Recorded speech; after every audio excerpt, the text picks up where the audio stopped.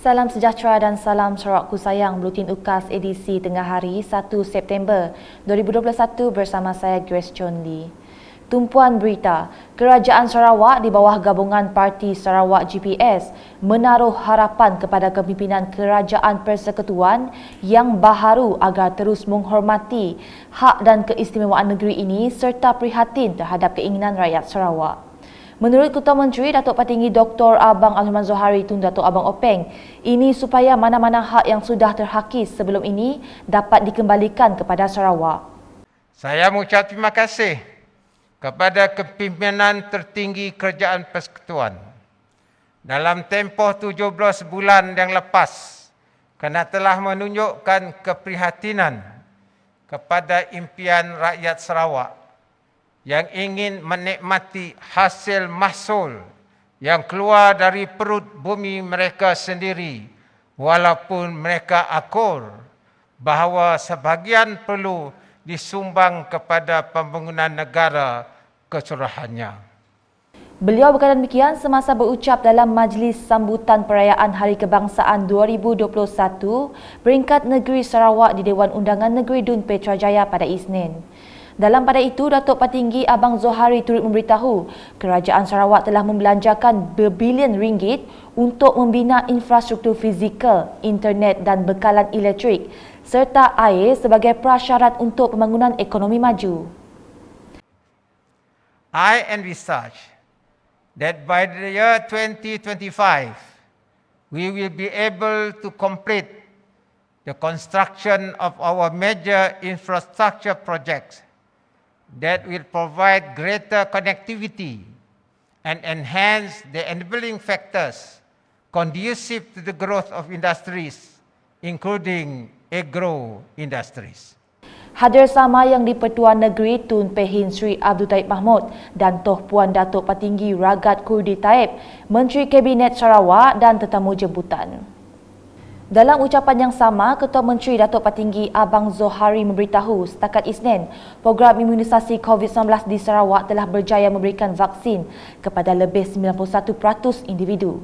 Seramai 1,879,360 individu atau lebih 91% telah berjaya menerima vaksin COVID-19 dos pertama daripada 2,066,000 individu yang layak berumur 18 tahun ke atas.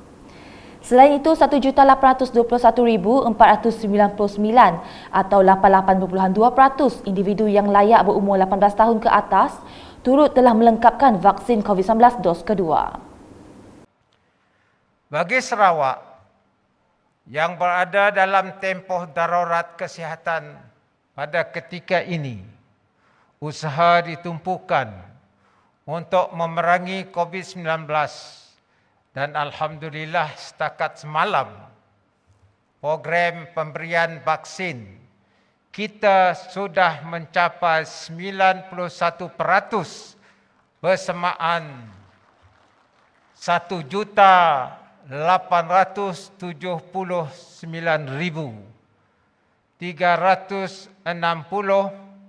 bagi dos pertama daripada 2,066,000 individu yang layak berumur 18 tahun ke atas. Sementara itu bagi dos kedua, seramai 1,821,499 individu atau 88.2% dari individu 18 tahun ke atas yang layak. Seterusnya, tema sambutan Hari Kebangsaan pada tahun ini, Malaysia Prihatin dan Malaysia Menang Bersama, amat sesuai sekali dalam situasi pandemik COVID-19. Menteri Pelancongan, Kesenian dan Kebudayaan Datuk Abdul Karim Hamzah berkata, ianya amat sesuai sekali bagi menggambar dan mencerminkan apa yang telah dilaksanakan Kerajaan Sarawak ketika ini dalam usaha membantu rakyat mengekang penularan wabak COVID-19. Kesungguhan dan keprihatinan kerajaan negeri dalam menjaga kesihatan dan keselamatan rakyat daripada jangkitan virus COVID-19 ini jelas dapat dilihat dengan pembukaan sebanyak 343 pusat pemberian vaksin ataupun singkatannya PPV di seluruh negeri Sarawak. PPV ini terdiri daripada pusat vaksinasi awam, klinik swasta, klinik kerajaan, pusat vaksinasi bergerak, pusat vaksinasi industri, hospital, hospital swasta, pusat AstraZeneca dan pusat vaksinasi universiti.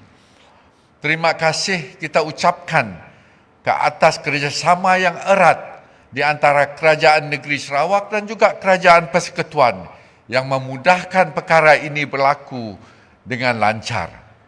Dalam pada itu, Datuk Abdul Karim turut memberitahu Kerajaan Sarawak telah melaksanakan 7 pakej bantuan khas Sarawak Kusayang BKSS termasuk terbaru BKSS 7.0 bernilai RM800 juta yang diumumkan pada 4 Ogos lepas.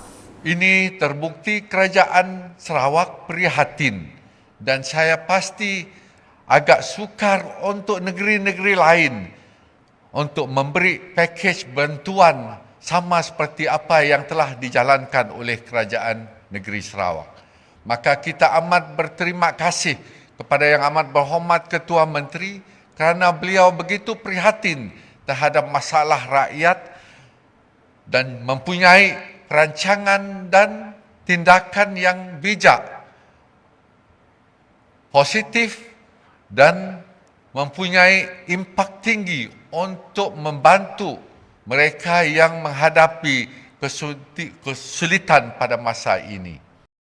Bantuan ini adalah untuk memperkasakan aktiviti perusahaan dan perniagaan dalam keadaan yang sihat dan untuk meringankan beban rakyat termasuk entiti perniagaan semasa krisis pandemik COVID-19. Selanjutnya, rakyat di Sarawak diseru agar sentiasa menghargai dan memperingati jasa pemimpin terdahulu dalam mencapai kemerdekaan negara. Adun Report Datuk Seri Huang Tiong Si berkata, masyarakat juga harus mendalami maksud tema Malaysia Prihatin selain mengekalkan perpaduan dan keharmonian negara. Malah beliau mengajak masyarakat untuk terus mengibarkan jalur gemilang sebagai bukti cinta dan kesetiaan kepada negara menjelang sambutan Hari Malaysia pada 16 September ini. Berucap dalam program sepakat at Komuniti Jabatan Penerangan Malaysia pada Selasa, Datuk Seri Huang berkata, Sarike semakin maju di bawah kerajaan GPS yang dipimpin Ketua Menteri Datuk Patinggi Dr. Abang Aliman Zohari Tun Datuk Abang Openg. Jelasnya, pelbagai projek yang berimpak tinggi seperti Jalan Pasi ke Tanjung Manis, Agro Park dan CPPC telah diluluskan Ketua Menteri yang pasti akan melonjakkan Sarike ke arah kemajuan sekaligus memakmur dan mensejahterakan rakyat di kawasan itu. Dedah beliau lagi, sebanyak 42 projek transformasi luar bandar RTP telah diluluskan di kawasan Repok yang meliputi pelbagai sekolah, gereja dan tokong pada tahun ini. Berita di Miri, bersempena dengan sambutan Hari Kebangsaan dan Hari Malaysia 2021, Jabatan Perpaduan Negara dan Integrasi Nasional JPNIN Miri telah mengadakan kempen mengibarkan jalur gemilang dan kempen satu rumah dan satu jalur gemilang pada hari Ahad. Kedua-dua kempen ini telah diadakan serentak di stesen minyak Petronas Jalan Bulan Sabit Miri dan kawasan perumahan Krokop yang disempurnakan Datuk Bandaraya Miri Adam Yee Siu Sang. Pada kempen itu, sebanyak 200 set bendera jalur gemilang dan bendera Sarawak telah diagihkan kepada ahli jawatankuasa kawasan Rukun Tetangga KRT Krokop dan orang ramai. Menurut penolong pegawai perpaduan bahagian Miri, Ikhwan Muhammad Hanapi, penganjuran kempen ini adalah untuk menyemai semangat nasionalisme dan sayangkan negara dan negeri sempena Hari Kebangsaan dan Hari Malaysia pada tahun ini. Di Sri Aman, bagi memeriahkan sambutan Hari Kebangsaan ke-64, sebanyak 15 buah bot nelayan telah dihiasi jalur gemilang menyusuri Sungai Batang Lupa pada Selasa. Perarakan terbabit bermula dari dermaga baru Pasir Panas menyusuri Sungai Batang Lupa hingga ke Kampung Hilir Simanggang. Inisiatif itu diambil bagi menyemarakkan semangat kemerdekaan di kalangan nelayan dan orang awam sekaligus memberikan kesedaran dalam memerangi COVID-19. Sementara itu, sebuah bot telah dipasang dengan menggunakan 5 jalur gemilang di sudut tertentu bagi memastikan bendera itu dapat berkibar dengan megah. Beralih ke laporan harian COVID-19 di Sarawak pada Selasa, Jawatan Kuasa Pengurusan Bencana Negeri JPBN Sarawak melaporkan sebanyak 2,285 kes positif baharu telah dilaporkan di 34 daerah, menjadikan jumlah kumulatif meningkat kepada 116,558 kes. Daerah-daerah yang melaporkan kes adalah seperti yang tertera.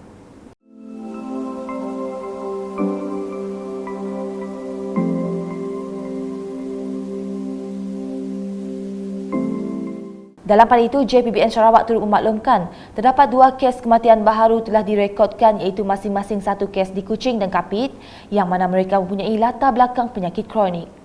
Dalam kenyataan sama, JPBNS turut mengisytiharkan 14 kluster aktif yang mempunyai penambahan kes positif baharu, menjadikan jumlah kumulatif adalah sebanyak 131 kluster. Berikut menunjukkan kluster-kluster yang mempunyai penambahan kes positif COVID-19.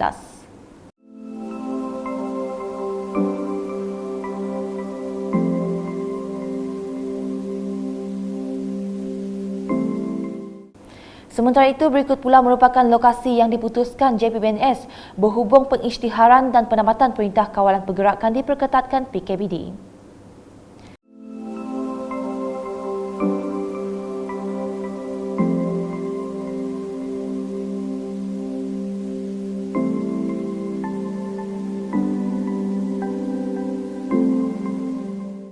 Sekian edisi Tengah Hari bersama saya Grace dan kru berbitan. Berita lebih lanjut boleh didapati di semua platform media sosial UKAS termasuk portal ukas.sarawak.gov.my dan pastikan anda subscribe UKAS channel di YouTube. Salam UKAS.